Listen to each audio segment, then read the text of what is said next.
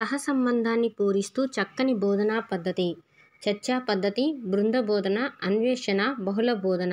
సహసంబంధాన్ని పూరిస్తూ చక్కని బోధనా పద్ధతి బృంద బోధన. ఒక విద్యార్థి కిరణజన్య సంయోగ క్రియ అనే పదాన్ని వినగానే సూర్యకిరణాల వల్ల జరిగిన సంయోగ రసాయన చర్య అని అర్థం చేసుకుంటే దీనిలో గమనించదగ్గ సహసంబంధం జీవశాస్త్రం వ్యాకరణం, జీవశాస్త్రం రసాయన శాస్త్రం, రసాయన శాస్త్రం గణితం, జీవశాస్త్రం భాష. ఇక్కడ కిరణజన్య సంయోగ క్రియ అనేదాన్ని ఆ పిల్లాడు అతనికి తెలిసిన భాష అయిన సూర్యకిరణాల వల్ల జరిగిన సంయోగ రసాయన చర్య అని అర్థం చేసుకున్నాడు కాబట్టి ఇది జీవశాస్త్రం భాష. శాస్త్రజ్ఞులు అవలంబించే పద్ధతులు, విధానాలు, వైఖరులు సముదాయాన్ని ఈ విధంగా అంటాము. మౌలిక ప్రక్రియలు, సమకాలీన ప్రక్రియలు, సంశ్లేషణాత్మక నిర్మాణం, ప్రక్రియా విధానం.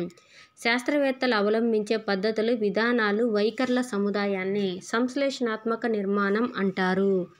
ఆకాశం మేఘావృతం కావడానికి, వర్షం పడడానికి సంబంధం ఉంది. ఇది ప్రకటనాత్మక పరికల్పన, హేతువాదం, శూన్య పరికల్పన, ప్రశ్నార్థక పరికల్పన. ఆకాశం మేఘావృతం కావడానికి, వర్షం పడడానికి సంబంధం ఉంది అని అతను ఒక ప్రకటన చేశాడు. అంటే అరే మబ్బు ఆకాశం అంతా మేఘాలు ఉన్నాయిరా, ఆకాశం అంతా మబ్బు పట్టేసిందిరా, వర్షం పడవచ్చు అని చెప్తారు. దాన్ని ఏమంటామంటే ప్రకటనాత్మక పరికల్పన అవుతుందన్నమాట.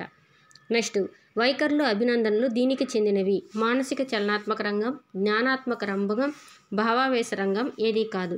వైఖరులు, అభినందనలు అనేవి భావావేశ రంగానికి చెందినవి.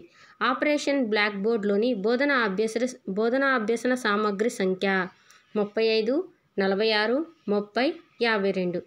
ఆపరేషన్ బ్లాక్ బోర్డ్లోని బోధనా అభ్యసన సామగ్రి సంఖ్య 35. నెక్స్ట్ ఒక విద్యార్థి నమూనా తయారు చేస్తాడు. పరికరాల వాడకం, పరికరాల భద్రతను పాటించడం ఆ విద్యార్థిలో ఏ లక్ష్యం నెరవేరినట్లు. అవగాహన నైపుణ్యం, హస్తలాఘవ నైపుణ్యం, పరిశీలన నైపుణ్యం, చిత్రలేఖన నైపుణ్యం. ఇక్కడ విద్యార్థి నమూనాలను తయారు చేస్తాడు. పరికరాల వాడకం, పరికరాల భద్రతను పాటించిన ఆ విద్యార్థి ఏ లక్ష్యం నెరవేరినట్లంటే హస్తలాఘవ నైపుణ్యం.